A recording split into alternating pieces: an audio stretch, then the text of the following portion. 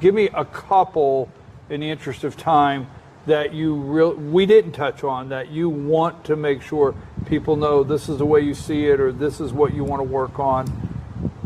Maybe education, maybe further in health, whatever you want. Give me an issue. Well, I think given that Georgia has the lowest minimum wage in the country, a lot of people don't know this, but our state minimum wage is $5.15 an hour.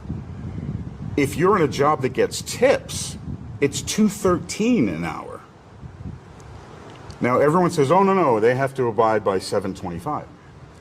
No, the state says we acknowledge that that is the federal minimum wage, but there's nothing saying we have to enforce that. Most businesses are upholding it because of social pressure, but raising our minimum wage, and I'm not, again, I don't cast wide nets. Everything I think about is usually is situationally based. I'm not saying just jack up the minimum wage to give everybody handouts. And I agree that fast food restaurants are entry level. They're not intended to be career jobs.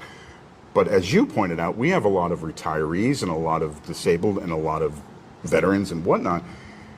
And in Union County, those retail and fast food jobs are pretty much all there is to get. So if that's all the work that's available, then that is one of the conditions, one of the arguments for a higher minimum wage. So I would push for that. And again, I don't want to go bleeding heart, but we need empathy for the lowest among us, for the people, and it needs to be recognized within the context. Here in Union County, all there is retail. Blue Ridge and Pickens and further south, there's manufacturing, there's agriculture, there's industrial, there's large-scale retail.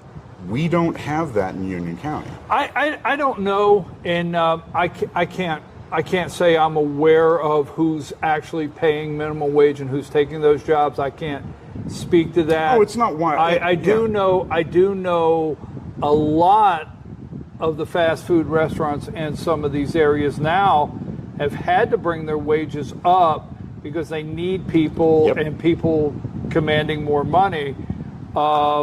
So, there's, I don't want to say the argument, I don't like the word argument, but there's this discussion is, okay, if you're paying somebody $5 just for the interest of having a number, and you go to 10, then the guy goes through the window, his hamburger is now 7 instead of 5.